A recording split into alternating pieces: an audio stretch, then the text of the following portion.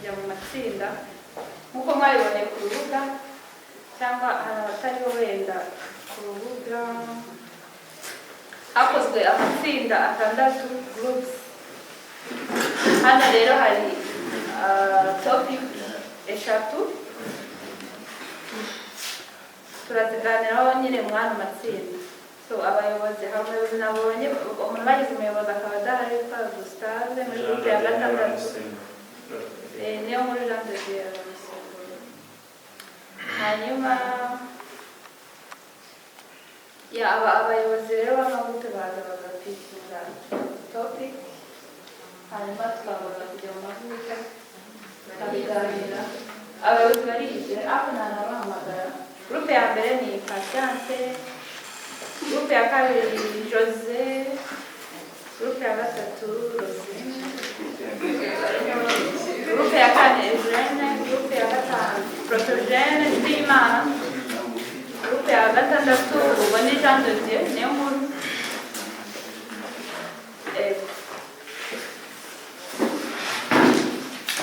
Hanyuma rero twemerewe kuba twajya no hanze. Okay. Buri wese azi umuyobozi wa groupe nibagaruke hano, nimugaruke hano abayobozi b'amagurupe cyangwa ndagema kuzura. Okay. Groupe ya mbere, nka Patience ashobora guhaguruka akavuga abantu ayoboye batwara. Ariko Patience ntabwo musomera abantu bari Nyamwasa Ramsote President. Rosine. Ako pasi komeze mukirana. Subira kusohoka. Nanjye ndabona muri groupe ya Patience. Ajado.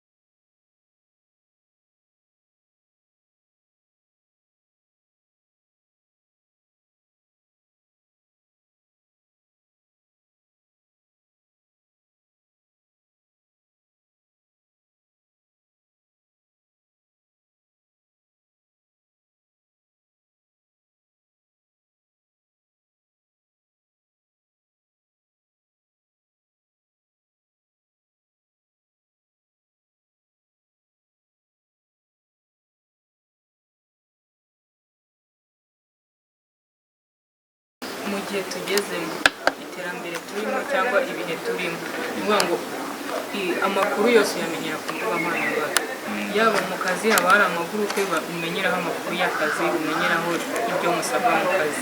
Byanze bikunze uzakenera kujyaho cyane kugira umenye ikijya mbere mu kazi. Waba utagafite nawe dukenera cyane amakuru kugira umenye aho bari gushaka umuntu uhuye n'ibyo ukeneye. Byanze bikunze uhoraho umaraho igihe kinini ushakisha kugira aho wabona udepoze. Nivuga ngo rero mu gihe tugezemo imbuga nkoranyambaga zitwara igihe cyinshi gishoboka, waba uri mu kazi cyangwa utagafite, harimo umwanya munini bigusaba kuba uriho kugira ngo ugire amakuru ugendane n'abandi. Nkabona rero njye ku giti cy'umuntu ni ngombwa pe, hari aho biri ngombwa kiretse wenda umuntu ashatse kwabisa agakabya, ariko ni ngombwa ku bijyanye n'igihe bidutwara igihe kinini, ariko urebye kiba ari ngombwa. Murakoze. Undi muntu ubona uburyo ki iyi ngiyi akaba ari groupe ya mbere muri kwa kudutwara umwanya ku mbuga nkoranyambaga nyine, bituma tutabasha gukontorora mu mwanya tugiye ku mbuga nkoranyambaga, umwanya runaka napanze ngo nguyu rero usanga amakuru ajyaho aba yikurikiranya asakiratinga, ntabwo tubasha gukontorora wa mwanya wazo. Nanone kubera ino monde harimo imico myinshi itandukanye, imico y'ahandi, imico y'ahangaha, twebwe twumva ko wenda nk'umuco hari tube nk'urugero wenda tugene nk'umuco wacu nyarwanda, hari uburyo wenda umusore agomba kwiziga, uburyo wenda umujene agomba kwiziga akagendera wenda ku muco yatojwe, ariko ya mico niza ivuye ahandi urasanga twadopta iyo mico yindi usanga ntacyo bitwaye, nta kibazo, ibindi binabaho n'ahandi. Rero ntabwo impamvu zitugiraho ingaruka njyewe mbona ari uko social media zatumye isi iba ntoya, ukumva yuko na hariya naho hari nta kibazo, agatego tujya tutajya n'akaya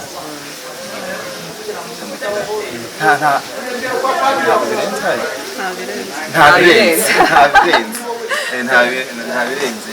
Rero ugasanga n'ingeso mbi zaturutseyo uhita ubifata nk'ibintu bisanzwe, yewe ugasanga tunava wenda no kuba umuco n'ijambo ry'Imana w'ibyo rikubwira, ugahita ubona ko ijambo ry'Imana ese bya bintu bivuga mu ijambo ry'Imana nibyo we iyo wenda umujene atakwiriye gukora imibonano mpuzabitsina atari yashaka, si ibyo bintu nibyo kuwagira confusion izangeso mbi tugenda tubona, wagira confusion ugasanga wenda ese niba mbona hari ahantu wenda abasore bashobora kugenda bagataba weekend akaba yagenda bagasohoka, yasibye no kujya gusenga, yasibye wenda ko hari bo wenda ukabona babikora bo utazi wenda ubuzima bwabo ukuntu babayeho, ya makuru aza ari free, ntabwo twebwe tuba araza ari gukoresha data zacu, ariko ya makuru araza free, scrolling aza kandi noneho giroroshye, ikintu kibi cyo kiroroshye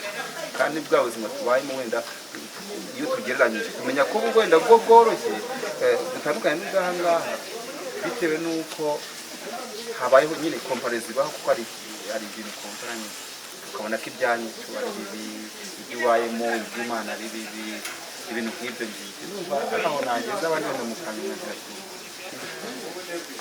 gatatu. Iyi ni groupe ya kangahe? Groupe ya gatatu. Murakoze. No gushaka amafaranga, ubukristo ukuntu bya aho wakumba amafaranga hose, aba ari mu bujura, aba ari mu buke, tujyayo. Ubukristo niba bwapfuye, umva none aho wabona ikiraka hose without considering its effect or its causes, cyangwa kuvuga ngo abandi bagiye gusenga ntabwo wajya wumvisha ikiraka wenda nubwo waba ufite miliyoni zingaye kuri konti ntabwo wakwigomwa no kwitanga wowe wifitiye papase yo kugira amafaranga byinshi kugira ngo uzagire n'ikintu ufashe umuntu byagora. Ikindi kibazo no kwihagararaho nta muntu birabaho se nako hariho bitaraba ibintu byo kwirwanya nawe ari nyine baba kwirwanira kwirwana ahantu ikibazo cya mbere ngo niba wenda uhuye n'ikibazo nk'urubyiruko ukumva ugomba kwishakamo ibisubizo cyangwa kugisha inama sibyo ushaka umupere spirituel wawe sibyo wegere bagenzi bawe nyine ngo bakigufashemo kwirwanira bityo n'indani bya bindi bituma abantu banga no gushaka kwirwanira bituma utajya muri groupe ono no kumva wihagije ya za groupe charismatique y'imiryango remezo bigatuma utayijyamo kuba wumva noni y'imiryango remezo noni kwiyangira mu kuri twavuze ko kuvuga ngo biterwa n'iki ubwo twagiye ku kabiri. Iyi ni groupe ya kangahe? Groupe ya kabiri. Murakoze.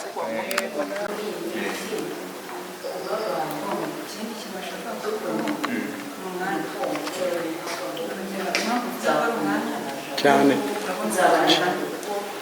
benshi batabashije kubera umwanya babuze.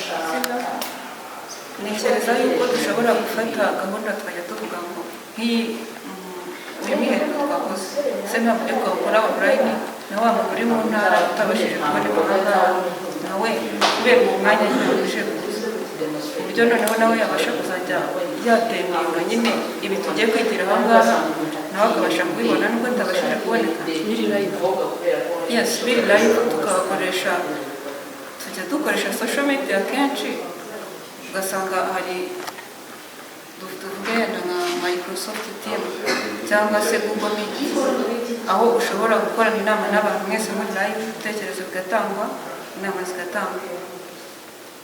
Numva nacyo twakigira nk'igisubizo kigiye gukavaringa ba bantu bafite ikibazo cy'umwanya n'amasomo kuba addicted kuri social media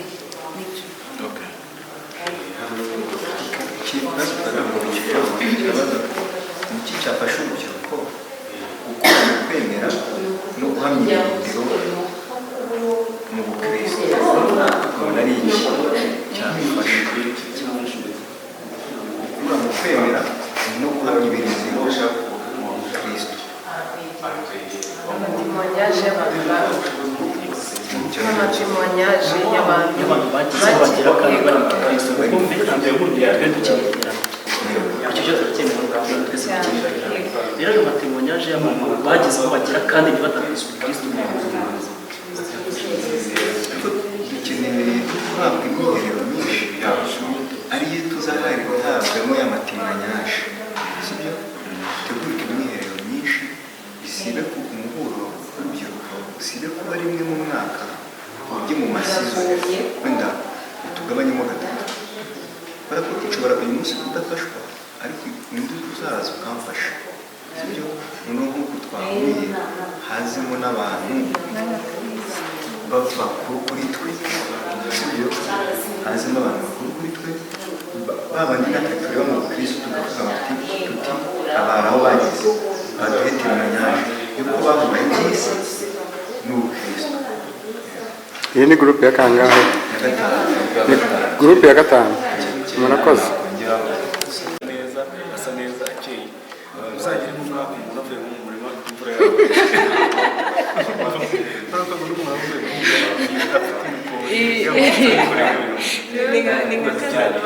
ushobora kuzafata umwanzuro ni gahunda y'abantu nushaka kumenya umukobwa ko ari mwiza uzamubona byose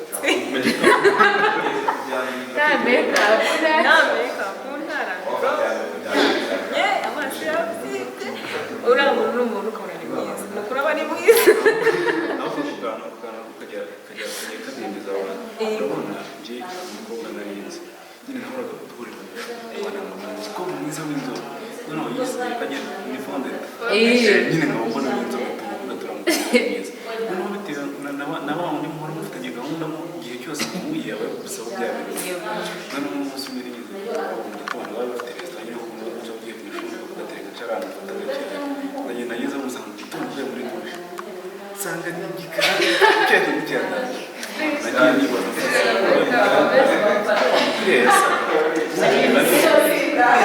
hari akandi kantu mbese ntekereza cyane cyane ku basore nyine ugasanga umukobwa wese niba mpamagaye Marina ndamuhamagaye niba nashakaga ko turyamana turahita turyamana birangira ubundi ikintu nashakaga kuryamana n'umukobwa kandi already namubonye nyine ugasanga niba umwe muri bo avuga ngo umukobwa wese nshobora kumwatsa by'igihe gito tukaryamana nyine uri kumva muri we ntabwo azaba agifite kumva ko akeneye aho ngaho ni ubusambanyi ubusambanyi nyine urumva umuntu ashaka ko akeneye nyine kuryamana n'umugabo cyangwa umukobwa none niba ibyo yabonye arashaka gukoresha isharije zigiye kuza ku mutwe zemereye kandi n'uburyo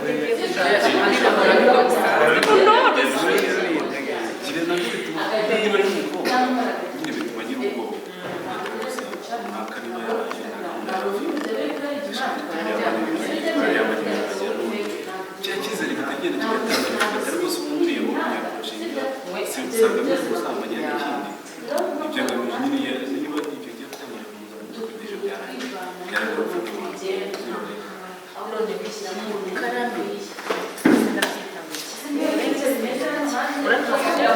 umukobwa wabaye akeneye gukoresha inzara afite ubuzima akeneye kwambara agakorera imisatsi nyine izo ngeso zose zirimo akareba rero izo mvune zo kujya mu rugo ajye kubyara ahinduke nyine wa muntu wo mu rugo aho umugore kandi n'ubundi bintu agiye gushaka none se niba umugabo ari umuntu uzajya kumenya ufite mu nshingano kandi izo nshingano ashaka kugufataho ufite abarenze umwe bazigufite wumva uranazibona kurenza uko uzazibona ufite umugabo ugasanga nyine ibyo ntabwo ushobora gutuma utekereza ko wajya ikindi urubyiruko rufite ubwoba bwo gufata inshingano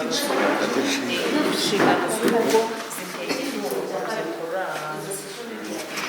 ikindi natangaho urugero nanone ikibazo nyine cy'amafamiye tuvukamo imiryango tuvukamo urugero n'ubundi bahanzi nk'ibyo mbana banyuze muri icyenda kane ndabona hari nk'umuryango ushobora kuvuga ati ntabwo dushaka turuka muri bwa bwoko ugasanga wubayeho muri icyo kintu nyine kuvuga ati ngenzi ashaka turuka muri bwa bwoko ugasanga nyine muri icyo gihe utegereje uwo uranamugeze nabyo imiryango tuvugamo yafekitinga nyine kuko ni ikibazo cy'umuryango ubwo ni imiryango cyangwa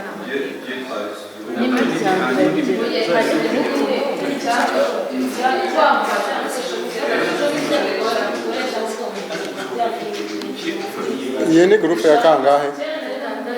Ni gurupe ya gatandatu. Murakoze. tukabihuza wenda n'ibyo dukomora ku babyeyi bacu. Ushobora gusanga wenda mu rugo iwanyu mu rugo ntibimeze neza, uvuga ati se ndahera he njya gufata umwanzuro wo kuba navuga ngo nanjye nshinga urugo kandi mbona naho nkomoka naho barabana barasida bagira ukabona nawe nta mpanuro baguha zishobora kugufasha kuba washinga urugo nawe. Numvaga twita gutanga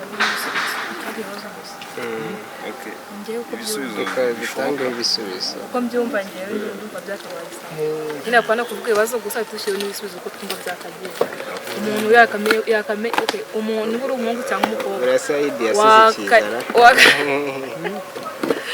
wakatumye gusetika gozo ikintu ushaka ugendeye ku bandi kamenya gushaka kandi ukabigera abo ukaba nawe wanyawe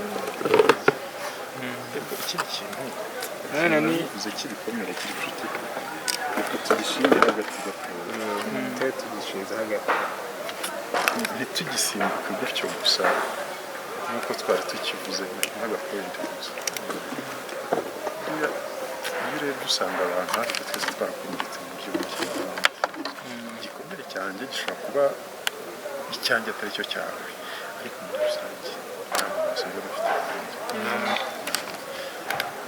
twigeze kwiga iryo somo rivuga ku gikomere mu minsi ishize. Iya umuntu watwigishaga yakunze gutanga urugero yibanda ku bakobwa.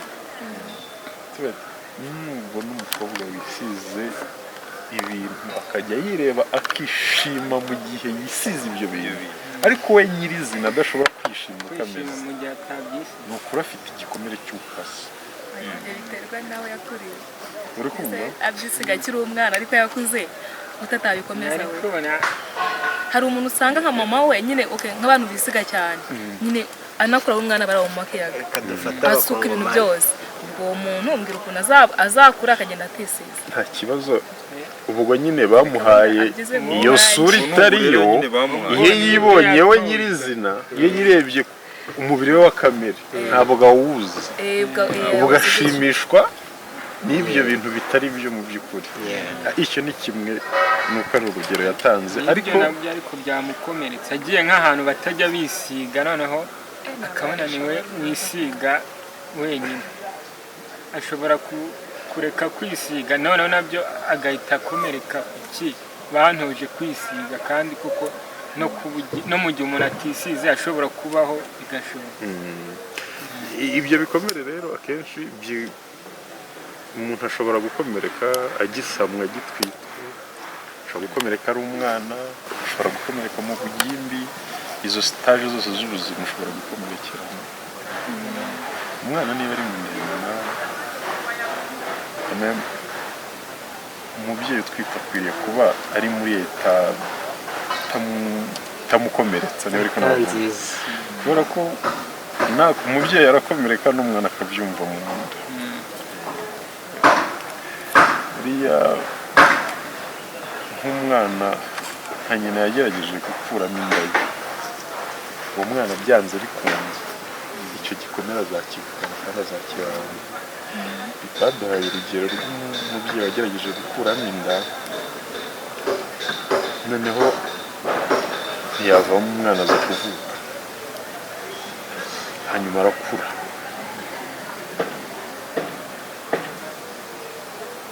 Kuri iyo tariki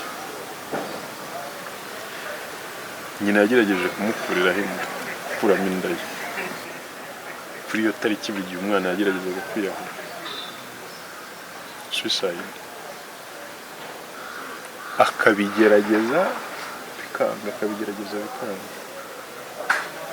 kubera iki kuko n'ubundi wari umunsi wenyine ubundi wari wagenwe wo gupfiraho gukira ibikomere n'indi topic ariko icyo mvuga nko kuri iyo stage y'ubwana ushobora gukurana icyo gikomere uri umwana mutoya iwanyu bakagutongera ibintu bibi ugakura iwanyu hari ubukene aho ngaho ikibazo igikomere kuko urana turi kuri topic y'ibigendanye no kuba washinga umuntu ashobora kuvukana igikomere cyatuma atashinga urugo bora niho nashaka kubiganisha igikomere cyatuma umuntu atashinga urugo twibande kuri ibyo bikomere reka mpite nihuta cyane umunota umwe ndaba mbisohoye ni ukuvuga ngo nyine kuvuga nyine ibikomere stage zabyo uri umwana ukuriye muri famille mu bukene irimo ubona utabafatiraho urugero rwiza cyane cyane muri iyo mibanire y'ababyeyi bawe ibyo bintu babyo biragukomeretsa uko ugenda ukura rero ibyo bintu wanyuzemo byose bigukomeretsa biza kwinforminga decision ushobora gufata ugiye gushinga urugo byavugaga kuri cya kintu twavuze cy'ingero nziza nuko nashaka kunyura muri izo etape z'ibikomere kugira ngo nibyo navuga ngo tubishinge hagati kugira ngo byumvikane neza izo nzira zose wanyuzemo ugenda ukomereka byanze bikunze iyo ugiye gushaka hari ukuntu imyanzuro ufata bigendana nabyo n'urugero hari nk'umuntu waravukiye mu bukene bukabije uburyo ikintu cya mbere akora mu buzima ari ukubanza kwihaza yakura ibintu byo gushaka uretse gato banze n'enjoying gato mbanze mbeho mbanze kuko ibyo nabayemo birahagije iyi ni groupe ya kangahe ya kane murakoze ni groupe ya kane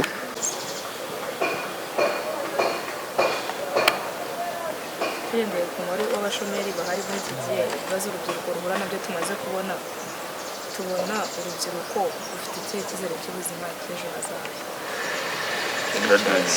ikihe cyizere kuko kirabareba ku buryo bw'umwihariko mwese mwumva mukiri kurangiza ako kazi wenda bavuga ntabwo murakabona nk'uko bigize bari kuvuga ko kimwe cya kabiri urubyiruko rukora ibiraka ushobora gusanga mufaringa muri iyo kategori ukaba wagize ikibazo uyu munsi ariko ukaba bitaremera neza icyizere rero bimeze byerekana interero ntekereza ko cyane nk'urubyiruko dusenga umuntu usenga buriya wenda ko satandukanye n'umuntu udasenga nubwo hari challenge ushobora guhura nabyo uyu munsi ukumva byanze ukabura yo kwishyura inzu ukabura yo kurya ukumva byanze ariko iteka iyo usenga wumva ko hari ibindi byiringiro uhita ureba muri background yawe ukareba aho waturutse ukabona hari kure cyane kuruta aho ugeze ukabona niba usoje kwiga usoje kaminuza byashobora gusibira ntusoze nk'abandi abatarasoje hari n'abatarakomeje na kaminuza iyo urebye kuri izo ngero zose z'ahahise hawe ukabona aho ugeze wumva ko byanze bikunze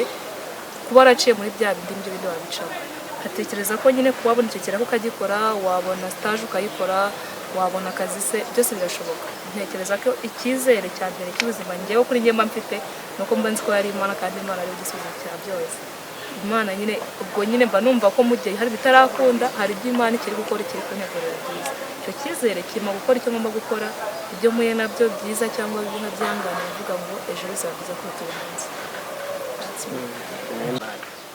hanyuma ikindi cya kabiri burya mu gusenga urumva umuntu ni abandi sibyo umuntu ni abandi muri uko gusenga mu muryango remezo ndetse no mu zindi muvuma tugenda duhuriramo tugenda tugira abantu badufasha mu myumvire no kuba twabona ibyo biraka bityo wenda n'ushobora kuba adateze amaboko cyangwa ngo ategereze ka kazi k'abandi ariho wava ibyo biraka akaba byibura ashobora kubona iyo kapitali akaba yakwikorera ikindi murabizi ko muri kuno gusenga nk'uko duhuramo nyine n'abantu baduhereza baba ari ingeri nyinshi hari abikorera hari abakorera abandi nyine izo connections tugenda duhuriramo nazo ngiye ku bwanjye igiti cyanjye bibi icyizere cy'uko ejo ari heza ndacika intege bishyiramo icyizere cyo kumva ko n'ubwo tunerekejeho umutima nk'uko mwabize wenda gusenga mbere na mbere, ariko numva ko niba nanasenze aragenda nyine ngo mbere mu masengesho gusa nanjye nkagira uruhare rwanjye nkora nkashyiramo agatege mu byo nkora kugira ngo n'Imana nyine ibone aho ihera. Buriya akenshi nk'igihe wenda umuntu aba yaturutse nko mu muryango udakize aba ariko mbivuga, kenshi n'ibyo ukareba nk'aho ugeze ukavuga ati wenda ushobora kureba ukabona ni wowe nk'umuryango mu muryango ukomeye nk'aba ariko mbivuga, n'ibyo bishobora kugushyiramo icyizere ukavuga ati rero niba ari njyewe umuryango wenda usoje kaminuza mu rugo rwacu, niba ari usoje kaminuza bwa mbere, icyo gihe bikanshyiramo icyizere cyo kuvuga ati rero ayo mahirwe nagize n'icyo cyizere Imana yangiriye ikama gusoza iyo kaminuza, igomba kumpa icyizere cy'ejo hazaza nkabona ko nyine byo ari heza nk'uko nyine mwagiye mubigaragara. Gurupe ya kane turi kuganiraho atandukanye, buri gurupe bayihaye ikibazo cyangwa se ibibazo runaka byo kuganiraho. Ngira ngo twakire umuyobozi w'iyi gahunda y'ibiganiro mu matsinda atubwire uko tugiye gukora discussion. Nizere ko mwagize ibiganiro byiza mu matsinda, mwabashije kuganira kuri topic mwari mwahawe. Uyu ni umwanya wo kudusangiza ibyo mwakuyemo. Ndagira ngo mpamagare abantu bari bafite topic ya mbere yanditseho theme 1. Ni bande? Ni groupe ebyiri, indi groupe ni iyi. Group 4 na group 6. Okay. Nahera kuri group 4 bakaza uwo baziranye bakadusangiza findings nyine ibyo baganiriyeho. Urabanza utubwire topic yanyu, hanyuma utubwire n'ibyo mwaganiriyeho n'imyanzuro mwafashe na recommandation muduha. Kwa jeune ko nari nababwiye muri group 4 teme twari dufite yari ifite ibibazo bibiri. Icya mbere kiravuga ngo bimwe mu bibazo byugarije ingaragu zishaka gushinga ingo.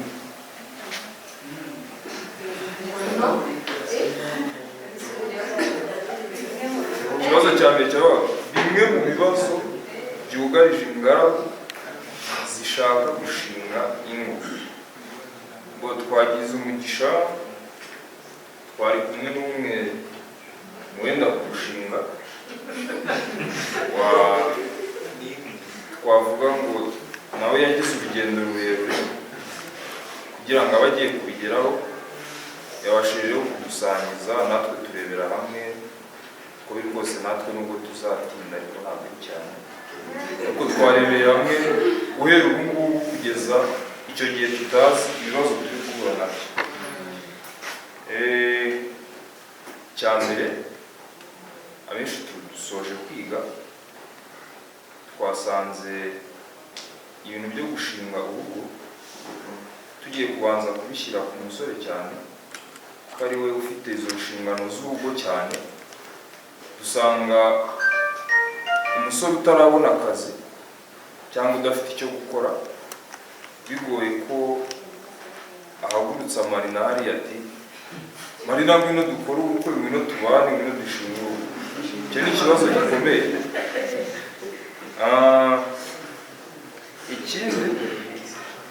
Ikindi twasanze kiri kutubera ikibazo, kiri kutubera imbogamizi cyane mu rubyiruko, ni ubuhamya bw'abantu bashinze ingo mbere yacu. Biragoye ko umuntu azahita kwizeza ko gushinga urugo rwose ari paradizo, ari ibintu byiza. Uwahiriwe azabikubwira, ariko we nawe azakubwira ati nyamuneka buretse. Ubwo buhamya rero buri kudutera ubwoba, bigatuma tudafata decision yo kuba twashinga ingo. Ikindi gishamikiye aho ngaho ni muri famiye zacu. Niba wenda narakuze mama tumvikana na papa barwana batongana bagira gute ngakurira muri ubwo buzima kuzajya gufata umwanzuro wo gushinga urugo hazajya haza za memori za bwa buzima nakuyemo mbona iwacu bari babanye mvuga atari ko se ibyananiye papa ari umugabo yarambyaye aho ngiye nzabishobora bigatuma nabwo gutera iyo ntambwe yo gushinga urugo biri kutubera imbogamizi muri ino minsi.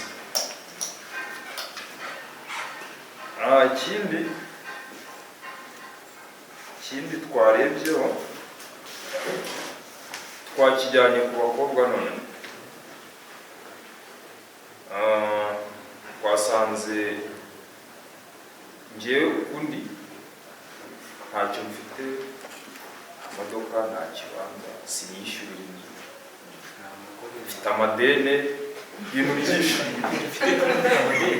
ubu nyine ni urugero mfite amadene ndikopesha kugira ngo ndye ndanyuma ndacyafite utubazo twinshi.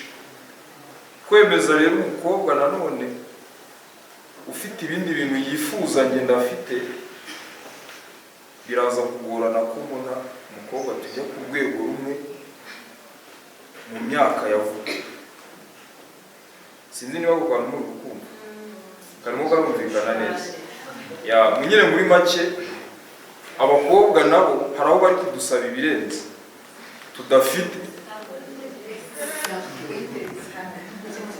Urugero Sympathique turangirije rimwe muri kaminuza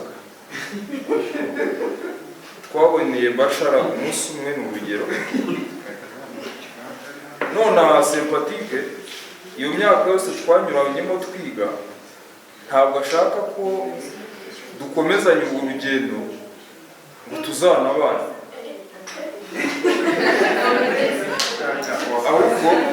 ahubwo none Sympathique we arashaka ko turangirije rimwe ariko kugira ngo tubane nuko mba mfite imodoka. Sympathique nayibonye ryari ko twigana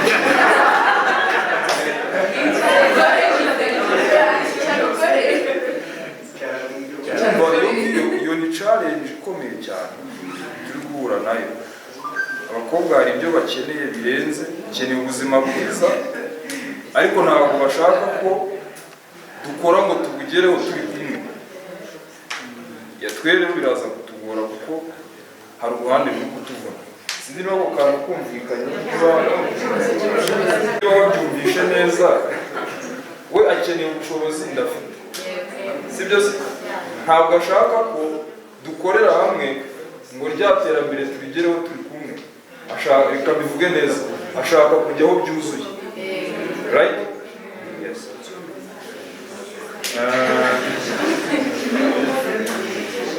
Dore rero ikindi kintu gikomeye utari muzi, abantu benshi bavuze ngo barisimba ariko bashobora kuba barabaye mu rukundo, right? Ibikomere dukura mu rukundo twanyuzemo bishobora gutuma dutinda gushaka. Yes?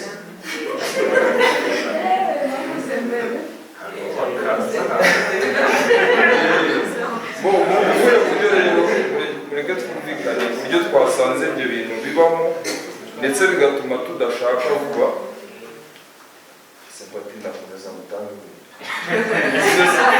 Sympathique dukundanye imyaka 5-6 irindwi. Twari dufite intego yo kubana ariko kuko ntarabona ya modoka Sympathique ati we ntacyo tukibubasha kuko yabonye umuntu ugize ufite imodoka.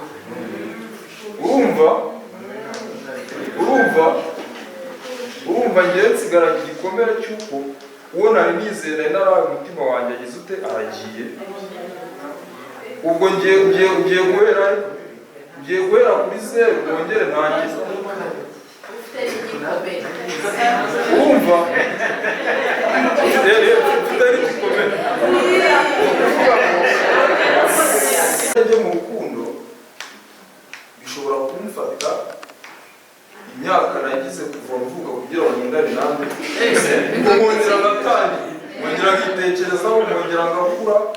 Urumva ndongera bifata igihe kinini kubera cya gikomere wa muntu twakundanaga yagize yanteye avuga ati se ubundi uwo tugiye gukunda nawe nizera niko atazamenyesha mu rwego rwo kwanga guhora muri ibyo ugahorana agahinda ibyo gushaka ukabireka. Ndumva ari ibyo ngibyo twarebye ku bibazo biri gutuma bamwe muri twe tudashaka, ariko hari akandi wenda nakongeraho kuba no kutigirira icyizere deja, yakumva wowe uri aho nta cyizere bifitiye cy'uko ibyo abandi bagezeho nawe ushobora kubigeraho, urugo rwiza runaka afite wowe utabigeraho. Ikindi kintu kiri gutuma buri muntu udasenga nawe ahorana ubwoba sibyo ra sempatize ibyo umuntu udasenga ahora afite ubwoba yajya gukora ibintu ntiyizere ko ibyo bintu bishobora kuza kuba byo. Ngo kuri topike ya mbere ni ibyo bibazo twabonye bihari. Recommendation rero twafashe ntabwo twafashe nyinshi, twafashe imwe yonyine ariko ishobora kutugeza kuri ibyo bintu byose. Niba wowe mukobwa ukundana n'umusore, emera ko mufatanya muri buri kimwe. Niba mwarafatikanyije ufite umusatsi uri naturel, nugeraho kwisukisha derede ntumve ko mukiri kumwe, mukomeze mufatanye izo derede uzisukisha mukiri kumwe, imodoka igurwe muri kumwe, iyo nzu nayo igerweho, ibintu byose muri kumwe, wemere nyine mugendane tapu bari tapu, ukeka muzatera rero sibyo. Niyo rekomandasiyo twahisemo aho ngaho yonyine, gufatanya icyo kintu cya mbere. Tujye ku kibazo cya kabiri.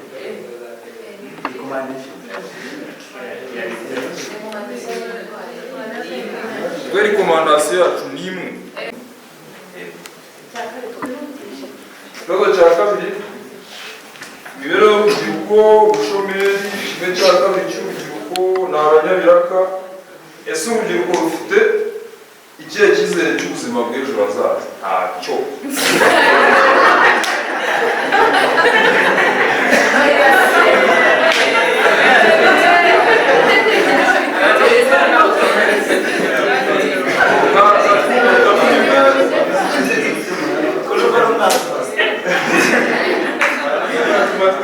Reka twumvire ahantu icyizere kiri, ahantu turi gukura icyizere. Turangije kwiga nta kazi, nta naho twemerewe kwapurayinga, ntibikunda, ntibadushotistinga, ariko dufite icyizere ko ubuzima bushoboka.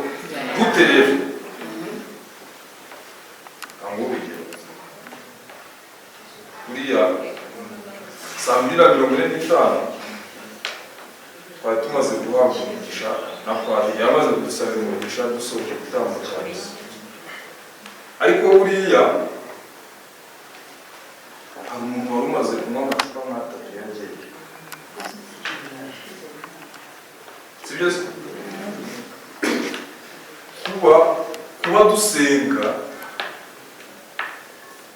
kuba twemera kuza gusenga, kuba twemera guhura tukaganira ijambo ry'Imana, icyo ni ikintu kiduha icyizere ko ejo haca neza. Niba koko tubikora. Amen. Ikindi kintu kiduha icyizere cy'ubuzima bw'ejo, twebwe nyine abari hano ni abantu bari impande zacu. Sinzi niba mubyumva. Abantu bari impande zacu, turi mu muryango remezo, nta bibi batujyanamo, nta bibi batwifuriza. Ibyo batwifuriza ni ibyiza, ibyo batujyanamo ni ibyiza.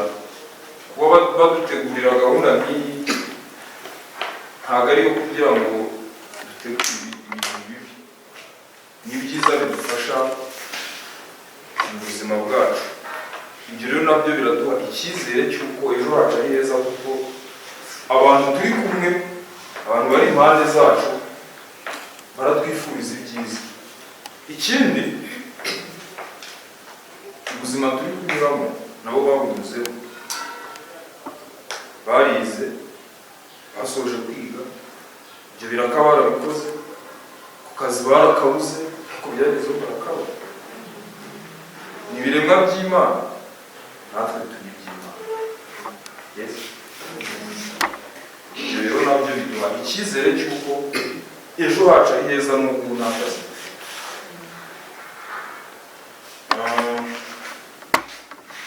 Ikindi kigomba kuduha icyizere cy'ubuzima ni uko dufite imbaraga zo gukora, ariko tukaba twanasenze. Wasenze? Yego. Wakoze se? Yego. Niba wakoze ejo uzatera imbere. Nasenze? Yego. Wakoze se? Oya. Hariho akabazo. Wasenze ariko ntiwakoze, urabaho gute? Nubwo mu gihe dukoresha n'imbaraga dufite n'ibitekerezo dufite, ejo hacu hagomba kuba heza byanga bikunda. Yosefu yari umukozi, sibyo Theo? Yosefu yari umukozi rwose w'umutagatifu.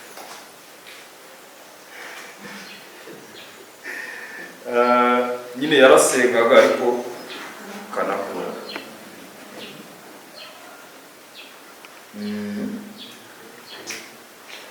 Ikindi, oya nibyo, ahubwo reka tujye ku mwanzuro.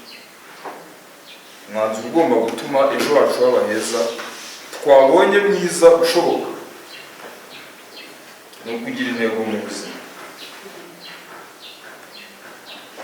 Kugira iki? Intego. Kugira intego. Nukora nta ntego, ibyo ukora ntacyo bizakumarira. Ariko Theo navuga ati njyewe ngomba gutura i Nyarugenge byanga bikunda,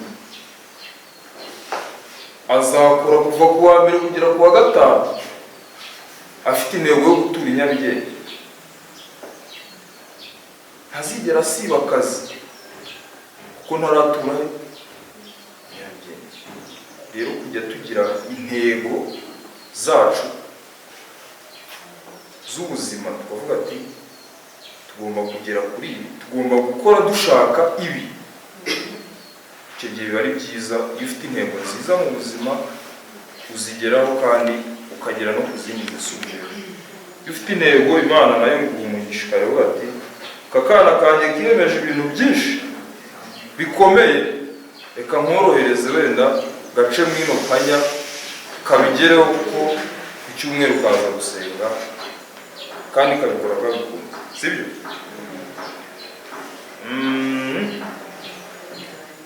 Ikindi tugomba gusenga, kuko gusenga bidukura mu kajagari k'ubuzima.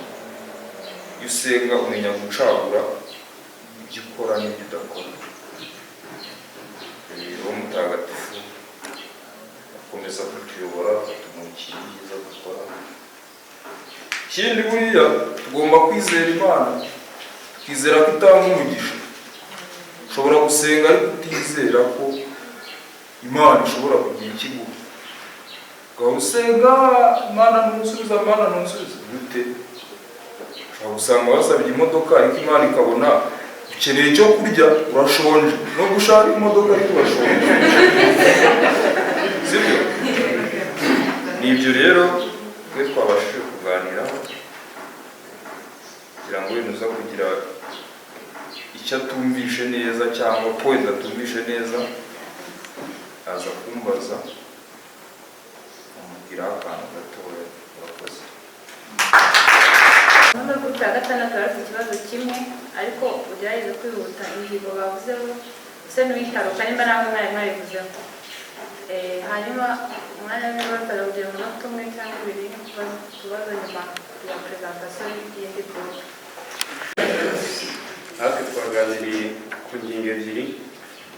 Ingingo ya mbere yabazaga bimwe mu bibazo byugarije ingaragu zishaka gushingira.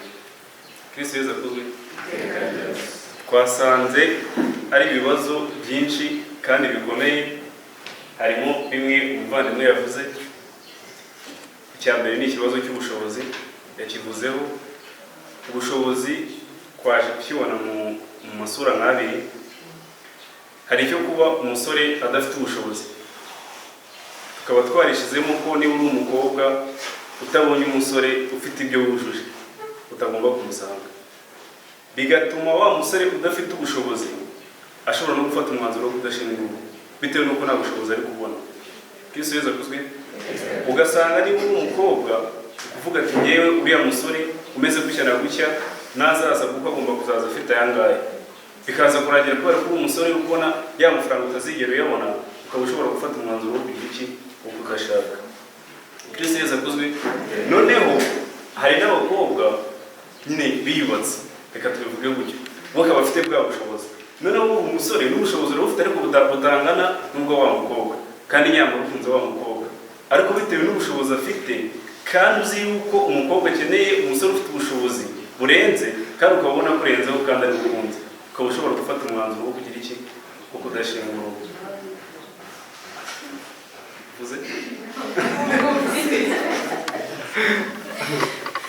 Ikindi twaje kubona ni icyizere gike. Abantu babuze abo kwizera, ugasanga wa musore niba afite ubushobozi yabuze umukobwa azizera, yabuze urukundo rwe rw'ukuri. Uwo bari guhura wese ari gutekereza avuga ati kubera ko afite ubushobozi uriya mukobwa ashobora kuba ashaka bwa bushobozi afite, agatinya ko wa mukobwa azaza aje kwiga ibyo yavunikiye.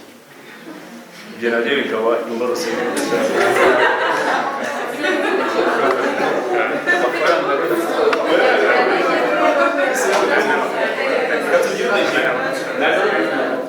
wowe waragiye urakora sibyo, nyine uriyubaka, ukeneye umufatanya gushinga urugo.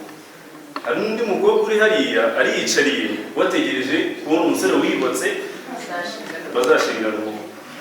Ushobora kumubona akaza akagufasha, agahera kuri bwa bushobozi bwawe ufite, mukaba mwazamuka mukajya imbere. Ariko noneho hari umuza agamije nyine kuza kwinjoyinga bya bintu wakoze, ntabwo akeneye gukora, akeneye kwinjoyinga gusa. Urumva ngo wazabaje gusubiza hasi. Rero kugira ngo uzabone aho uzizera, uzazamuka ugafatanya kuzamura bwa bushobozi bwawe, akubikubiye. Ikindi twabonye ikibazo cyugarije ingaragu ni ingero z'abatubanjirije. Kristo Yesu akuzwe. Tuvuga ati ngewe urugero Patience ni inshuti yanjye, uriya muntu kuzabona umudo wanjye. Kristo Yesu akuzwe. Yitwaye neza, nyine hari uko yabigenje, yakundanye na Marina, bigenda neza, bashinga urugo. Noneho kubera ko nabafatiragaho urugero, bageze muri cya gihe babanye bigenze nabi, baratandukanye. Navuga ati ariko se ko nari nzi ko Patience ashobotse na Marina nzi ko ashobotse, bikaba byarabananiye, aho buriya ngewe bizakundana. Nkahita nyimbura icyizere bitewe n'iki na ba bandi bambanjirije, bitewe n'uko babayeho nabonye batabanye neza, nanjye navuga ati ubwo ngubwo rero kugira ngo nzagende nanjye bincange, reka mbyihorere. Ikindi kibazo twabonye cyugarije ingaragu ni ukugira inshuti mbi. Kristo Yesu akuzwe. Umuntu ashobora kuza ari inshuti yawe umwizeye, akakugira inama igatuma bya bintu byose bibaho. Njyewe naragiye njya muri relationship n'umuntu y'abantu biranga, ndababara byahatari. None kubera ngiye muye n'umuntu, ngiye kugira umuntu inama, avuga ati arajangishije nawe, avuga ati nshaka gukundana na runaka akadushaka gushinga urugo. Navuga ati uzi ibintu ugiye kwirohamo byagenze gutya nkagenda muhingero kubera ko uzi ko ndi inshuti yawe, kandi ibyo byose bikaba byarambayeho nawe ubibona, ugaba ushobora gufata umwanzuro wo kuvuga ati nyirarume nzigera nshinga urugo. Kristo Yesu akuzwe. Ikindi twabonye gikomeye cyane ni ubusambanyi. Ingaragu nyinshi muri iki gihe zugarijwe n'ubusambanyi. Njyewe nagiye mura n'umukobwa, ndamwasa, turakundana, icyumweru kimwe turaryamana, ejo muye n'undi bigenze gutyo, ejo muye n'undi bigenze gutyo. Urumva kugira ngo nzafate umwanzuro wo kuvuga ngo reka nshaka ko dushingana urugo bizaboneke cyane. Icyo nzaba nkeneye kuri abantu tujye gushingana urugo deja nzaba muranyibona. Kristo Yesu akuzwe. nabyo bikarangira byanze. Ikindi twabonye ni imiryango dukomokamo n'amateka twanyuzemo. Ushobora gusanga nk'umuryango umwe runaka, niba uri umukobwa ukundanye n'undi musore avuga ati uriya muryango uramenye, nujya hariya uzabage wifashe, bikarangira umuryango wawe kubera imbarutso yo kudashaka wamenya. N'amateka twanyuzemo, dufashe nk'urugero wenda n'icyenda kane, hari ibyo tuzi byabaye, uburyo umuntu ashobora kubwira ati uriya muryango bari bafite amateka ameze gutya na gutya na gutya, ukumva ni mabi. Noneho bitewe na cya gikomere wakuyeyo n'icyo ufite ubu ngubu, bikaba bishobora kukubera imbarutso yo kudashaka. Recommendation twashatse rero n'icyo twabagiramo inama, twagira inama ingaragu zigomba gukora, ni ukumenya ko aho wahera hose, niyo wahera kuri zeru, ushobora kuhava ukavansa ukajya imbere. Apana gushingira kuvuga ngo ubwo runaka afite biriya nzagenda amfashe kubikora, ukumva ko wowe nawe mufatanyije bya bintu ukeneye n'ubundi mushobora kubigeraho. Ikindi ni ukurema icyizere hagati yacu, tukizerana, tukabwizanya ukuri kugira ngo ibintu byose bigende neza. Kristo Yesu akuzwe. Ikindi cya kabiri rero ni imibereho y'urubyiruko, ubushomeri. Kimwe cya kabiri cy'urubyiruko ni abanyabiraga. Ese urubyiruko rufite icyizere cy'ubuzima bw'ejo hazaza? Igisubizo ni yego, icyizere kirahari. Dushingiye ku ki? Urubyiruko rufite imbaraga, twirinde gushaka guhera hejuru. Kristo Yesu akuzwe. Wumve ngo niba nsoje kaminuza nka gutya dusoje ukeneye akazi, ukaba uzi ko abantu basoje ibyo wize, wenda yabonye akazi atangira ahembwa 500,000, wabona akazi k'200,000 uvuga ati watikara nabona agakora, nanjye nzarindira gukora aka kandi k'200,000. Utagendeye kuri ibyo na ka kandi gato ufite ugakoresha za mbaraga zawe ukemera guhera hasi, ushobora guhembwa 200,000 ku kwezi kwa mbere, ukurikiyeho ugahembwa 1,000,000 ukanunga. Kristo Yesu akuzwe. Ikindi gihari ni uko utagomba gucika intege mu byo uri gukora byose. Uyu munsi ushobora gukora bikanga, n'ejo bikanga, n'ejo bikanga, ariko tudacitse intege, cya cyizere cy'ubuzima bw'ejo hazaza kirahari. Uzakora uyu munsi byange, n'ejo byange, ariko ejo bundi bikunda. Kristo Yesu akuzwe. Ikindi dufite na leta yacu idutera imbaraga, ikatumotiva, ikadutera n'inkunga. Kristo Yesu akuzwe. Nk'uko tubizi, ntabwo umuntu azaza gutera inkunga ufite ibitekerezo gusa utarakoze. Nuhera hasi ugakora twa tundi dutoya, uzagenda wishingikije twa tundi wakoze, babwira ati dore nakoze utungu tubigenda gutya, bashobora gutera inkunga ukazamuka. Ikindi ni ukwiringira Imana. Kristo Yesu akuzwe.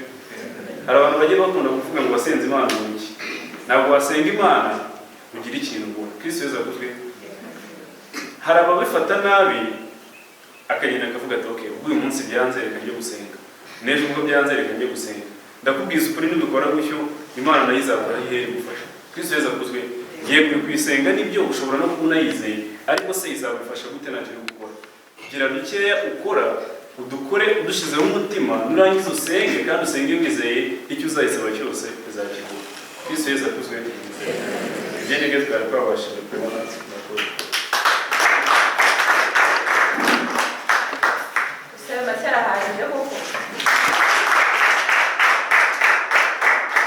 Barakoze abavandimwe kudusangiza ibyo babonye. Kubera iminota yagiye, ndashaka umuntu ufite ikibazo kimwe ku byo batubwiye yakibaza, ubundi tugahita dukomeza.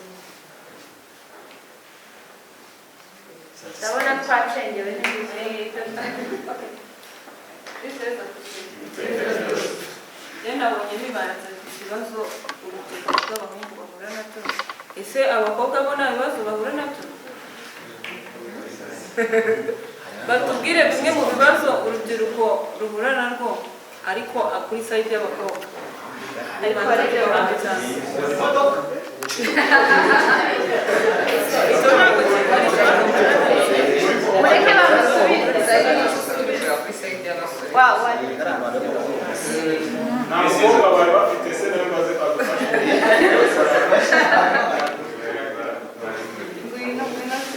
Kristo Yesu akuzwe.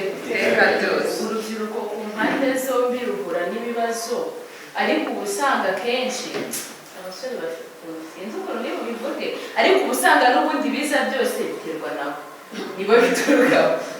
Ibyo ngicyo nkishyize aside abakobwa kenshi iki navuga ngo imbogamizi akenshi nabo bahura nayo n'ubundi iraza kuza ku cyizere, kuko niba nkundanye n'umuhungu turakundanye maybe for 6 months twaryamanaga and then at the end numvishe ngafite undi bagiye gukora igihugu, ubwo turatandukanye, haraza kuzamo na cya gikomere. Uri kumva niba ndi kuvuga ngo nkundana n'umuhungu tukaryamana akigendera, nkundanye n'undi yansabye ko turyamana, nyine ugasanga n'ubundi ikibazo cy'ubusambanyi nubwo kiri kuza kuri side y'abahungu, kumva ngo yaryamanye n'umukobwa none ibyo gushaka umugore kuko ibyo ashaka arabibona, n'abakobwa baraza kumva ko umuhungu wese turi buze gukunda naranze kuryamana, nituryamana yigendere, biza gutuma avuga ngo ke ubwo gushaka nyine ndi kumva si ibintu byanjye, niba bose bashaka ko turyamana ubwo nyine bivuyemo. Ari naho usanga ashobora kudesida wenda kuvuga ngo wagiye kwiha Imana yagera bigatereka muramira kuko ntabwo byari ibintu byiza. Ubu usanga nyine hari ukuntu dufata patience ndumva atabyumva, hari ukuntu ubura hamwe ukajya ahandi, uri kumva nabyo ugasanga si ibyawe, ariko nyine facts zose zatanzwe ziraza gukora kuri both sides, ahubwo icyabaye nuko explaininze nyine babesingiye ariko bose zirakora. Ariko noneho ahantu gato haraje ko ari umukobwa we yaragize ubushobozi bwinshi wenda nayo ntabwo twayirengaga kandi umwarimu yarikomoreho byamuneje. Tugeze ku bantu bafashe topic ya kabiri, ni groupe zizaba zifite topic ya kabiri. Iminota 5 rwose mugerageze kuyikoresha. Groupe ya kabiri ni iminota 5. Murakoze, nitwa Emmanuel. Groupe ya kabiri natwe twari dufite ikibazo kirimo utubazo tugera kuri 4, ndagerageza nyine kugenda nyuramo nihuta kugira ngo bize koroha. Ikibazo cya mbere cyagiraga kiti ibibazo byugarije ubukristo mu rubyiruko. Mu biganiro twagize twabonye yuko ubushomeri n'ubundi buragaruka nk'uko abavandimwe babivuze, ubushomeri bwugarije ubukristo mu buryo bukomeye, kuko umuntu ari umushomeri nyine hari ibintu byinshi atabasha kwakisesinga nk'imyiherero, harimo imyiherero isaba kwishyurwa, wenda mwagiye gusengera ahantu tike ukayibura, ukabura amayinite, naho tugira kominikasiyo dukoresha interinete, kuri ubushomeri bikanga. Twabonyemo ibiyobyabwenge mu rubyiruko. Umuntu ufite uri ufata ku biyobyabwenge biragoye ko Kristo ubwe bwakura. Ngira ngo twese hano uko turi hano twarize turasobanutse tuzi ingaruka y'ibiyobyabwenge. Ikindi twabonyemo n'ubundi ubusambanyi. Muri iyi minsi urubyiruko rwugarijwe cyane n'ubusambanyi, bita bijyana n'imyumvire, aho umuntu yumva yuko kuba adasambana ibunga imyumvire irimo, harimo ababumva yuko bafite ikibazo barwaye bageze gute, ugasanga biri kwafegita ubukristo mu rubyiruko. Twabonyemo ikoranabuhanga rikoreshejwe nabi. Tuzi ko ikoranabuhanga ririmo ibintu byinshi, ibyiza n'ibibi. Iyo rero urikoresheje nabi ugahitamo ibibi, bituma nyine ubukristo bwawe bukomeza kugenda bugabanuka. Twabonyemo ibigare, aho urubyiruko ushobora kugendana n'abantu benshi, bamwe bafite imico itari myiza, utashyiramo inyurabwenge, bikaba byagusubiza inyuma. Twabonyemo gushaka iterambere ryihuse, ukaba ugisoza nk'uko abavandimwe yabivuze, wabona umuntu mwiza bimwe ibyo yagezeho, ntuzi ngo yaciye mu zihe nzira, ntuzi ngo aturuka hehe, nawe ugahita wumva ugomba kubigeraho byanze bikunze, ugatangira kunyura inzira ubonyemo zose kwa kuba ziruguha amafaranga kugeza ku iterambere wifuza. Twabonyemo icyo bita kwirwanirira cyangwa kwihagararaho, ugasanga umuntu nimba afite n'ikibazo runaka ntabwo ashaka kwicara n'abandi ngo bagisharinga kumva ko bamuseka, agashaka gukora nyine ku giti cye, kandi mu kinyarwanda baravuga ngo ntawigira. twihuse ingingo ikibazo cya kabiri cyavuga kiti ibi ngibi nyine biterwa n'iki, biriya bibazo twabonye ubusambanyi, tukabona ubushomeri, iki twabonye yuko bishobora guterwa n'iterambere ry'igihugu. Ubushomeri niba turi benshi twaba dufite resources nkeya, nta kindi kintu twagira nyine twabihinduraho, urumva byanze bikunze competition izaba nini, ubushomeri bwiyongera. Icyo ni icya mbere. Twabonye yuko bishobora guterwa n'irari, ugasanga nyine umuntu ararikiye byinshi n'ibyo agezeho ntamenye yuko hari aho ageze, ahubwo agahora yifuza. Ugasanga hari ikindi kirungu cyadutse cyo gushaka Imana ivuga. Umuntu akumva ngo arahijya ngo hari umuntu ukubwira ibyawe byose ugahita wirukankirayo. Urumva kugira ngo niba uri hano bakavuga ngo hari ahantu hari Imana ivuga ukirukanka, hari ahantu hari Imana ivuga, noneho hari ibindi byadutse ubu ngubu hari umuntu gutanga ngo uduti ngo hagati wagenda muri interview wakisize bagahita bakunda amanota menshi ukabona atsinze. Ibyo byose bikagenda bitera bya bibazo twavuye hejuru.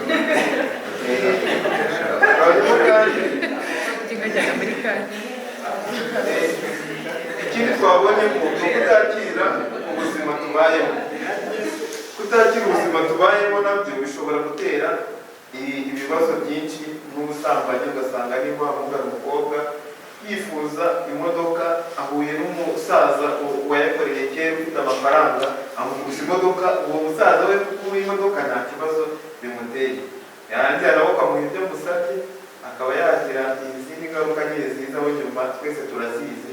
Ubuzima bwe akabaho mu kwicuza kugira gute, cyangwa akahita anakura akavuga n'ubundi nta kindi ntegereje ku isi, bya bintu byose twabonye akabikora nta kwitangira. Noneho ikindi kibazo cyabazaga kiti rwafashwa gute. Niho twabonye ibibazo bihari tukabona ikibitera, noneho ni gute rwafashwa. Icya mbere twabonye ko ari kwegera urubyiruko. Urugero twabivuzemo twebwe muri gurupe yacu, twavuze tuti nk'uko tuba mu muryango remezo, buriya ugasanga umara amaze ukwezi, amezi 2, 3, 5 utaza mu muryango remezo, ntawe ubimubaza, ntawe ugira gute. Habayeho nk'ikintu wenda nk'urugo nk'abashinze urugo, akaba ari nk'umupere spirituel wenda urubyiruko nk'abantu 3, yaza mu muryango remezo 1, 2 akabona Emmanuel ntari kuza, akaba yambaza ati tuderuko muryango remezo sha, ntabwo ubu ngubu biragoye duhura ko ejo twazahura umuntu akamenya ko ntaje mu muryango remezo. Ibyo ni iby'umuhuza. Urumva umuhuza afite inshingano nyinshi, ariko habaye icyo kintu cyo kugira abapere spirituel mu bantu bakuru, noneho bifasha nyine kwiyumvanamo. Icyo kintu twakiganiriyeho ubwo twarebaga ubumwe bw'abakirisitu nyine bwa kiliziya ya mbere, aho basangiraga bimwe bakagira gute. Ariko ubu biragoye yuko umuntu umwe mu bubatsi ngo yamenya ko Emmanuel naburaye, biragoye ko yamenya yuko ntaje, biragoye ko nanjye namwisanzuraho ngo ngende mubwire ikibazo cyanjye agire inama. Ariko ibyo bibayeho byafasha cyane. Nk'uko mureba duhuriye hano, ntabwo tujya duhurira mu muryango remezo tungana gutya twese nk'urubyiruko, ariko umuhuro waje waduhuje, urabona ko abantu bose barishimye, no kuzaza ejo mu muryango remezo azaza yumva nyine ari izindi mbaraga ziri kumukurura.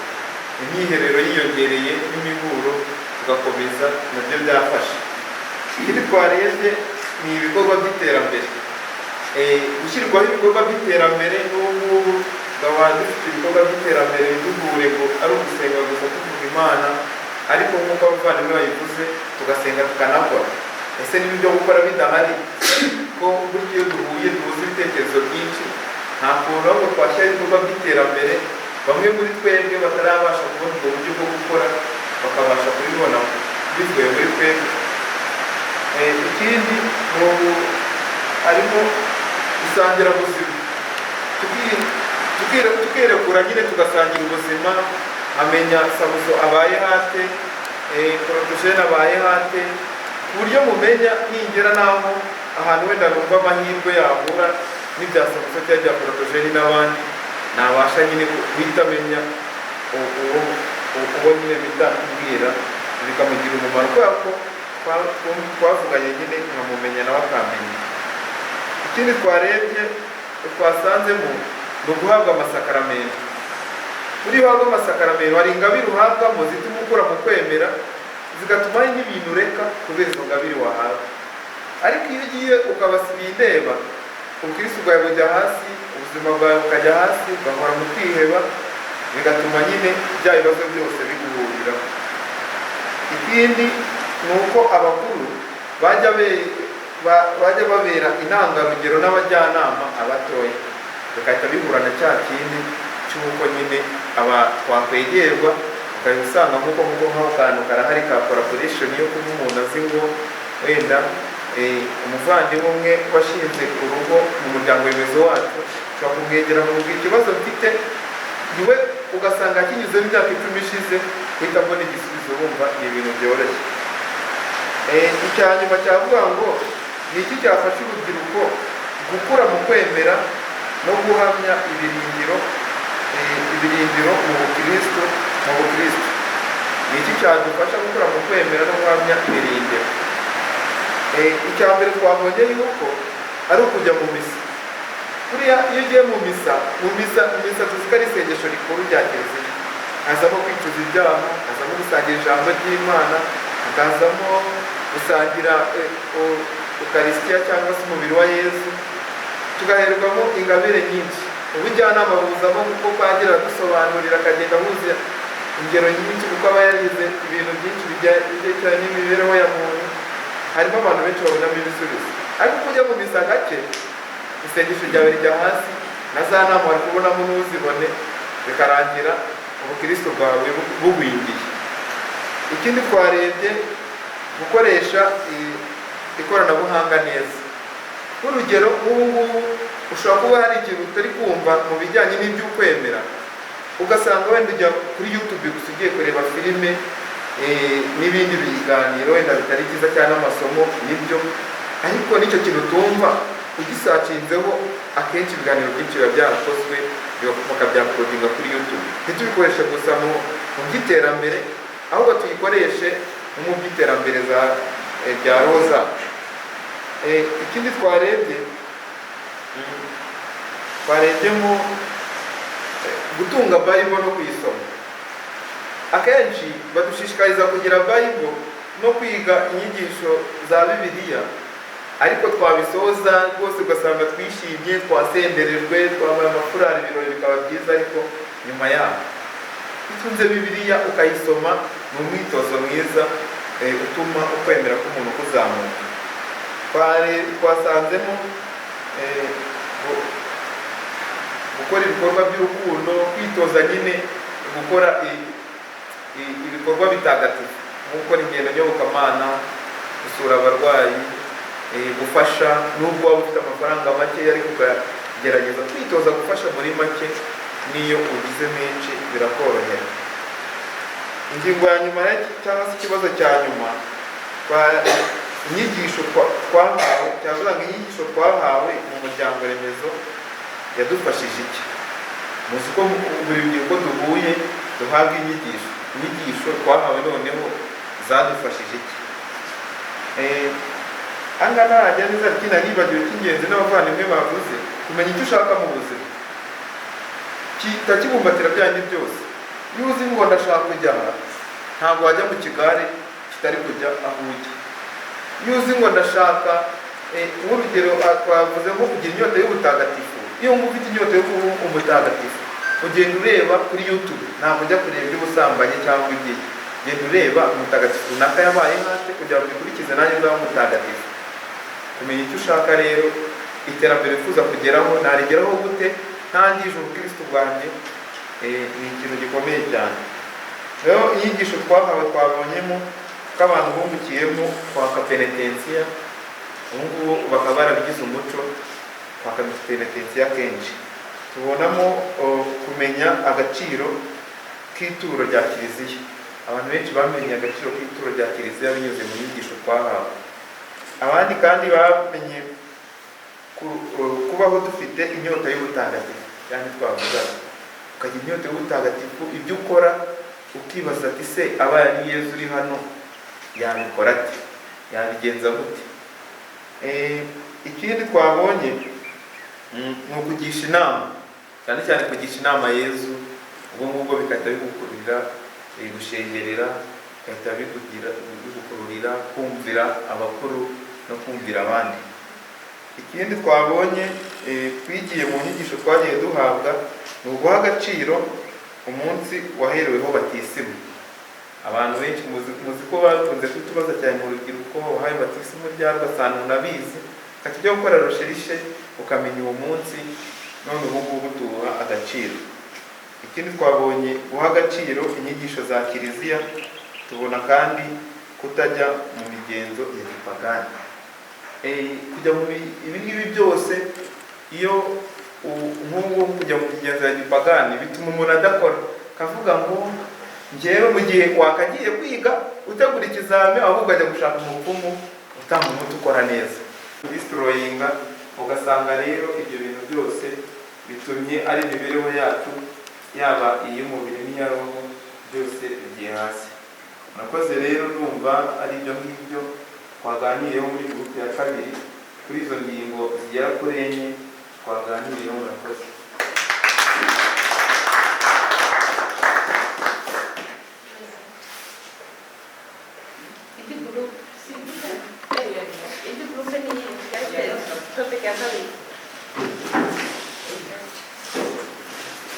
Tugerageze kudusomera. Murakoze. Turi gurupe ya 5. Nitwa Eugene Imana Kimurida, nitwa Sylvie, nitwa Cynthia, nitwa Claude, nitwa Domi. Twaganiriye ku bibazo kuri teme ya kabiri ifite ibibazo 5. Ikibazo cya mbere cyabazaga kiti ibibazo byugarije ubukristo mu rubyiruko ni ibihe? Reka dusabe Sylvie adufashe kumenya ibibazo byugarije urubyiruko muri iki gihe mu bukristo. Umuyobozi wa gahunda arakoze. Ibibazo byugarije urubyiruko muri iyi minsi ni byinshi, ariko hari bike abenshi bagenda bahurizaho. Hari ibyugarije urubyiruko, ariko hari n'ibikugarije bituma tutagera ku bukristo nyabwo. Muri ibyo bibazo rero, ibyo twabonye bikunda kwiganzamo harimo irari ry'ubusambanyi mu rubyiruko cyangwa se mu bakundana, amakupure y'iki gihe. Hakaba harimo n'irari ry'ibintu. Urubyiruko rw'iki gihe twifuza kugira ubutunzi bwihuse, ndetse twifuza no kugira byinshi mu gihe gitoya. Icyo ni ikindi kibazo gikomeye cy'irari ry'iby'isi. Ikindi kibazo urubyiruko dufite ni uko tubura umwanya, ntabwo tubonera umwanya Imana kubera nyine icyo kibazo cyo kwiruka kuri byinshi by'iki gihe. Ikindi kibazo cyugarije urubyiruko kikaba ari ikibazo cyo kugendera mu kigare no kugendera ku bintu bigezweho. Tukumva yuko kubera ko ndi urubyiruko ngomba kujya muri ibi, ngomba kubigenza gutya na gutya, nindabigenza gutya bizagenda gutya, bazambona nabi, bazanze. Ikigare cyanjye ngenderamo, inshuti zanjye ziteye gutya, nanjye niko ngomba kumera. Murakoze. Muri make ni ibyo ngibyo, ni ibyo byinshi ariko ibyo ngibyo nibyo nabasha kuvugaho. Arakoze cyane Sylvie kutubwira bimwe mu bibazo byugarije urubyiruko muri iki gihe. Cynthia, ese wadufasha kumenya ibyo bibazo biterwa n'iki? Karibu Claude. Murakoze cyane. Sympathie aramaze kutunyuramo muri makeya bimwe mu bibazo twabonye byugarije urubyiruko ku bukristo. Turebye muri make ikintu gitera biriya bibazo Sympathie yavuze harimo nk'uko yavuzemo ibibazo by'ubusambanyi bukabije, kubura umwanya, ndetse no kuba abantu bashaka kwisanisha n'abandi. Muri rusange twarebeye hamwe igishobora kuba kibitera. Dusanga harimo umuvuduko w'iterambere isi iriho none, ariko utajyanisha iterambere mu buryo wenda bw'amafaranga cyangwa nyine ry'imibereho n'ubukristo. Kubura iyo balance, kuba nta balance iba hagati y'iterambere ry'ubukungu ndetse n'ubukristo. Ugasanga kenshi twe turirukira ku iterambere mu bukungu ariko ubukristo bugasigara hasi. Aho twafashe nk'urugero tugenda turebera ko ibihugu wenda n'iyobokamana ryagiye riturukamo nk'Iburayi. Nk'Iburayi akenshi usanga muri iki gihe baraza gusaba abapadiri muri Afurika kubera iki bateye imbere cyane, ariko ubukristo iyo balance irabura. Noneho ku kindi twabonye nanone cyo kubura umwanya twabijyanye muri sanse y'ubuzima turimo muri ino minsi, budusaba buhenze, nyine budusaba gukora cyane kugira ngo tubashe kubaho. Ugasanga umuntu arahera ku wa mbere akageza ku wundi wa mbere atarahindura n'ishati. Wenda urajya ku kazi saa 11 za mu gitondo, ukagera mu rugo saa 4, ukaryama ukongera ukabyuka saa 11. Ugasanga wa mwanya wo gufata ngo urebe imibanire yawe n'Imana yawe kugira ngo ukure mu bukristo uri kubura uwo mwanya, kubera ubuzima turimo buhenze cyangwa budusaba byinshi.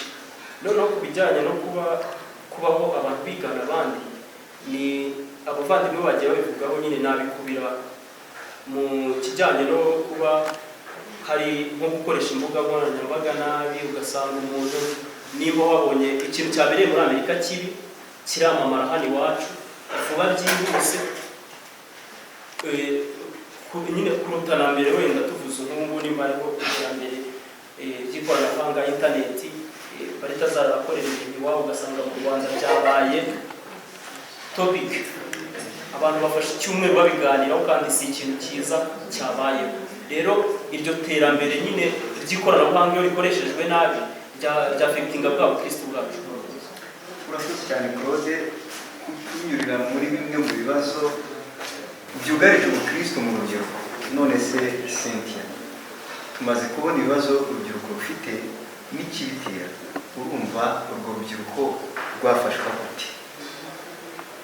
Urakoze. Icya mbere numva ni uko icyo yarasezerejeho ku mbuga nkoranyambaga dushobora kuzikoresha natwe n'urubyiruko, zikoreshwa mu buryo bwe, ariko n'uburyo bwiza twabukoresha dupostinga verset biblique, dushishikariza abantu gukora ingendo nyobokamana za Kibeho no mu Ruhango. Twazikoresha dushishikariza abantu kwitabira imyiherero cyangwa se no kunyura mu muryango w'umuntu. Ibyo byose ni ibyo twakoresha, ni uburyo twakoreshamo imbuga nkoranyambaga, kandi iyo dupostinze dusanga views twagize nk'igihumbi. Rero urwo rubyiruko rwose twarufata n'ubundi tubereka ibyatuma bitagatifuza. Icya kabiri, ntekereza ko nkatwe nk'urubyiruko abitwa abakristo dushobora gukomeza tugahagarara neza mu murongo turimo, twerera bagenzi bacu imbuto, cyane ko bavuga turi hajya gusenga ku cyumweru, uriya ajya muri rozari, uriya agira ate. Rero ntibakuboneho ubundi mutima mubi se cyangwa se serivisi ukaba bizwi kuyimana kandi uri umukristo. Rero ni ngombwa ko natwe nyine twerera bagenzi bacu imbuto kugira ngo tubarinde kuba bagwa cyangwa se babivamo. Urakoze cyane Cynthia. Tumaze kubona ibibazo byugarije ubukristo mu rubyiruko, tubona n'ibibitera, tumaze kubumva n'icyo umwe mu rubyiruko yumva cyamufasha. None Domino, niki cyafasha urubyiruko gukura mu kwemera no guhamya ibirindiro mu bukristo? Umuyobozi wa gahunda arakoze, Kristo Yesu akuzwe. Ikintu cyafasha urubyiruko rero gutera intambwe mbere na mbere ni ukwitabira imyiherero. Tuvuge haba hari imyiherero igiye itandukanye, nk'uyu mwiherero waduteranyirije aha ngaha, wowe ukumva ko ari inshingano zawe kuwitabira, kuko uba uzi ko ugiye kurongera ibintu byinshi bigiye bitandukanye. Ikindi ni ugufatira urugero ku bakristu, urugero nka famiye. Hari famiye tuba tubona ari famiye nziza akafatiraho urugero, ugasanga famiye iri successful ku iterambere ndetse kandi no mu bukristo. Ukavuga ngo niba ngiye guhitamo umuntu tugomba gushakana, n'urugero ese ndirefera kuri ibi. Dufite abantu benshi muri Kiliziya Gatolika, umuryango remezo wacu twakwirefera. Kristo Yesu akuzwe. Abo ngabo rero ugatera intambwe ukabigira, ukababaza ko njye ndi kubona ndatahuza gutyo, ni iyihe nama wagira? n'ibindi bintu bigiye bitandukanye bagiye babivuga nk'uko gurupe yatubanjirije yabivuze byinshi babivuze ariko ibyo ngibyo nabyo byadufasha. Kristo Yesu akuzwe. Murakoze cyane. Ibi bimwe mu byafasha urubyiruko murabibona natwe n'ihuriro ry'urubyiruko mu muryango remezo umuherano wa leta tugira uyu mwanya rimwe mu mwaka.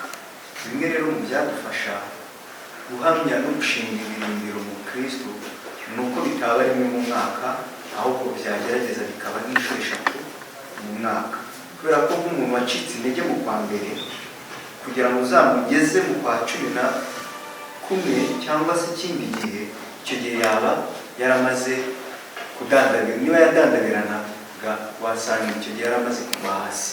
Rero bimwe mu byo twafashwa kugira ngo dushinge ibirindiro mu Kristo ni uko dushyirirwaho ibihe bihagije byo guhura n'abafite aho bageze mu Kristo. Kristo Yesu akuzwe. Ikibazo cya nyuma cyabazaga kiti inyigisho twabonye mu muryango remezo mubona zarabafashije iki? Kristo Yesu akuzwe.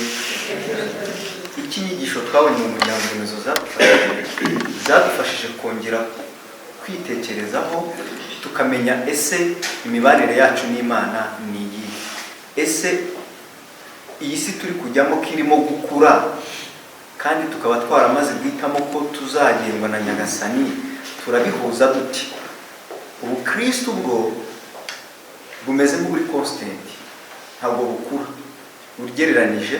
Imana yo ntigikura ngo ihinduke, ihora ari Imana, ariko isi yo irakura ikabuka. Ibyariho mu 2020 sibyo biriho, ariko Imana niyo ikiriho. Twabashije kumenya ko kureba Imana yonyine tukayitumbira muri za vision dufite, kwa gusenga ariko tukanakora, bizadufasha kuba mu Kristo tukanaba mu buzima busanzwe. Ibyo rero ni bimwe mu nyigisho twakuye mu muryango remezo, kandi byanadufashije kongera kwitekerezaho mu nyigisho duhabwa, mu myiherero dukora, bidufasha kongera kunga ubumwe n'Imana. Tubasha kumenya akamaro k'amasakramentu, tubasha kumenya akamaro ka penitensiya, tubasha kumenya akamaro k'ituro rya kiliziya. Kristo Yesu akuzwe. Muri make rero gupe yacu ya 5 nibyo twagerageje kubona. Murakoze.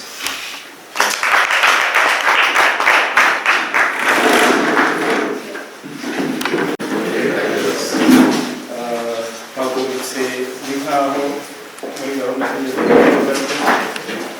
nagira ngo baperezante kuri runo rugo rwatwakiriye. Bano bateraniye hano ni urubyiruko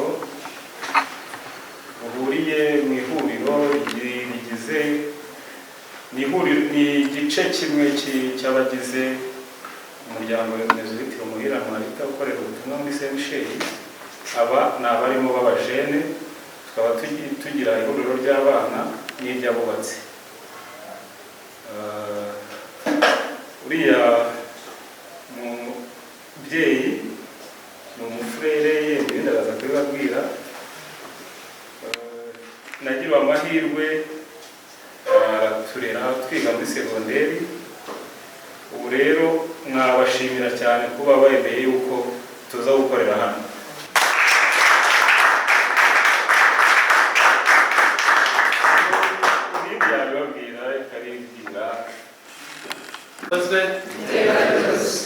Ubwo mushonje teka yose murasho. Kristo Yesu akozwe. Turishimye rero nk'abafurere Montfort de Saint-Gabriel, abafurere batangijwe na Mutagatifu Ludovico Maria w'i Montfort bakaragizwa Mutagatifu Gabriel.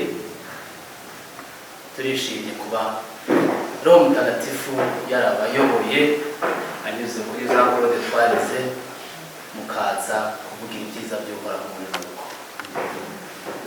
Mbere na mbere numva twashimira Imana yo yashoboye kubahuza ikabagira umugwi ungana gutya.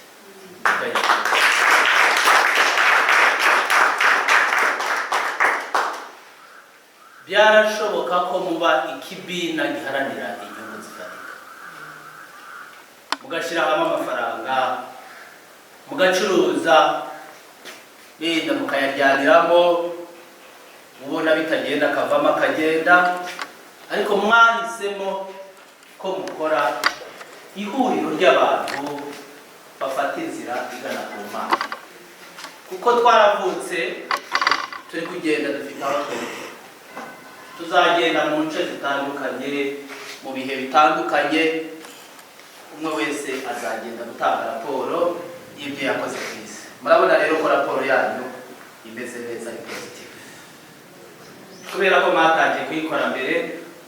Numvise ibyo gukora ko murahura mukabona umuntu abigisha, wenda umunsi umwe ashobora kubigisha ku masakaramentu, ashobora kugira isakaramentu runaka abigishaho, ashobora gufata inyigisho runaka ikomeza ukwemera twahawe muri bakirisitu. Ukwemera rero twese tuguhuriyeho.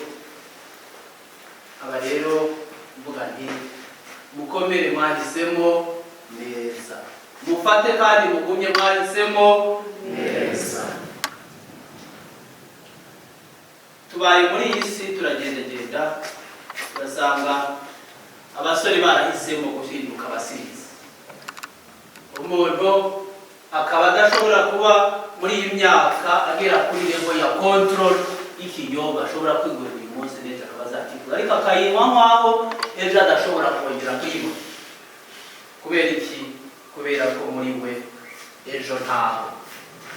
Mwebwe mufite imyitwarire ishimisha abantu, kuko Imana yamaze kubereka ko ejo harahari kandi heza, ejo harahari kandi hafite assurance, hafite ubwishingizi. Ubwishingizi rero mufite nuko ari mwe mwabushizeho, ubwishingizi bwo ku Mana bw'uko tuzabana nayo iteka. Irababwira ngo narabaremye, none nabahaye ibikoresho by'ubwo bwishingizi ko muzabana nanjye mu byishimo ubuziraherezo. Mufate rero mugumye kandi mufatane mu nda, mugendane. Icya kabiri mvuga nuko ihuriro ry'abantu iyo ribayeho rifite n'inyungu zifatika. Uyu munsi turahuye, mubaye inshuti, ejo nihagira ushobora kuba afite mariage n'urugero, akagira uwo munsi mukuru, twese tuzatumirana, hanyuma duhurire hamwe, tumushyigikire, tumwishime. Urumva atari ibintu bifatika? Tuzashyira hamwe ibyo dufite dushobora, hanyuma abe ari kumwe natwe yishima. Nta muntu yishima ari wenyine, bazaba benshi. Nugura icupa akarinywa ari wenyine, nta byishima bafite. Aba yishimira inda ariko ishobora gushira akanya gato. Ariko iyo uri kumwe n'abantu, nubwo warya duke, iyo uri kumwe n'abantu wishimye. Ubukungu bwa mbere rero ni iki? Muri economy barabivuga ko igihugu, ubukungu bwa mbere bw'igihugu cyangwa se ubukungu bwa mbere umuntu agira ni iki? Ni ukugira umuryango. Mukomere rero uyu muryango, mukomereshe inyigisho ya Kiliziya, mukomereshe inyigisho ibacengera, namwe mukazayiha abazabakomokaho. Ni uruhererekane. Imico, indangagaciro ziranga abantu cyangwa se zerekana abantu bafite ubumuntu, abantu bazima, n'indangagaciro zerekana abantu barangamiye Imana cyangwa se bashinze imizi mu Mana. Ibyo byose biratwubaka, bikaduha ubuzima bwiza. Uhoraho rero n'umubyeyi Bikira Mariya babashigikire.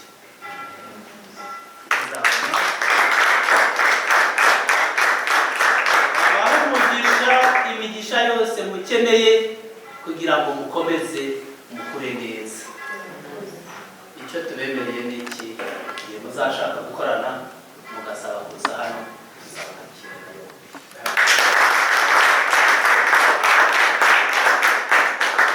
ishuri ryubatswe n'Imana.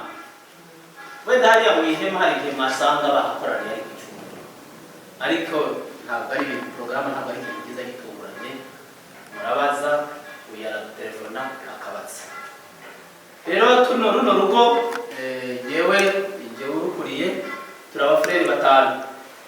wenda ubwo bariganira na Jean Claude ubwo muri Sefere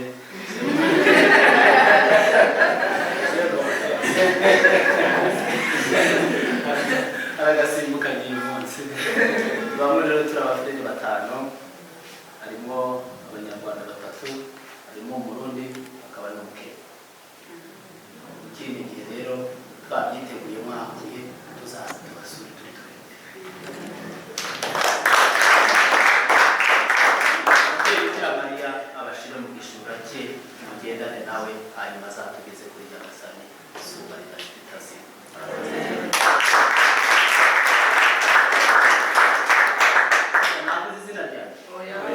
nitwa Frere Bega. Irindi ni rirerire nkanjye. Irindi ni Bigirincanyi. Bigirincanyi, Imana ni icana kugira ngo umuntu ashobore kubaho. Uye kurushinga gucana. Bigirincanyi ni izina ry'ikirundi Bega.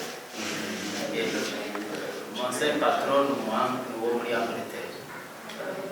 Uyu rero twahuriye muri Senkizito 2012 na 2014 ndi ushinzwe discipline aho yari ari kwiga. Ubwo rero Imana yaragarutse ibiganza